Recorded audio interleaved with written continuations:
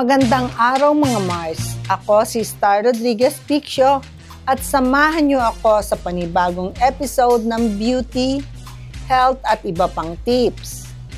Tama na ang puro skincare routine. Mayroon na ba kayong dental care routine? Kung wala pa, makinig kayo.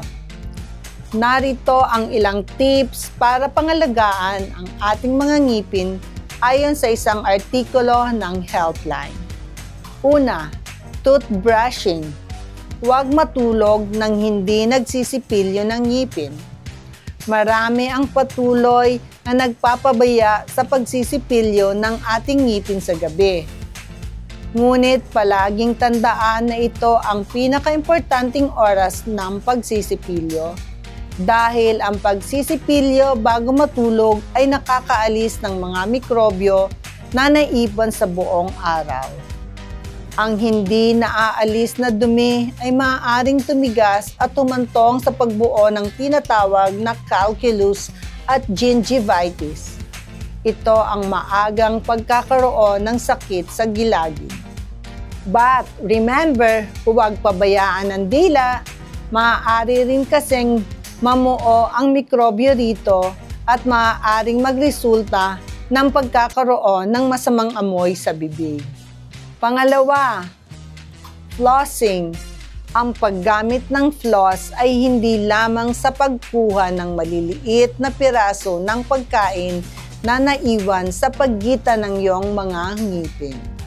Sabi nga ni Jonathan Swartz, isang American radio personality at nangungunang cosmetic and implant dentist sa Manhattan, New York City, ang flossing ay isang paraan upang pasiglahin ang mga gilagid, bawasan ang bakterya at makatulong na mapababa ang pamamaga. Pangatlo, drink more water. Ang tubig ay isang mahusay na inumin para sa pangkalahatang kalusugan, kabilang ang kalusugan ng bibig.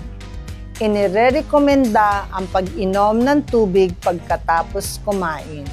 Makatutulong ito na alisin ang ilan sa mga negatibong epekto ng malagkit at acidic na pagkain at inumin na dumikit sa ating ngipin at gilagid. Panghuli, see your dentist at least twice a year. Kahit ikaw ay masunurin at responsable pagdating sa pag-aalaga ng ngipin, kailangan mo pa ring magpatingin ng regular sa isang dentista. Hindi lamang pag-aalis ng cavity at mikrobyo ang maaaring gawin ng isang dentista. Ngunit maaari rin itong makita ang ilan pang problema sa iyong ngipin at makapag-alok ng mga solusyon para rito. Ang pagkamit ng malusog na ngipin ay nangangailangan ng panghabang buhay na pangangalaga. Hindi sapat kung mayroon ka lang magandang ngipin. Mahalaga pa rin na gawin ang tamang hakbang araw-araw upang mapangalagaan ang mga ito at maiwasan ang mga problema.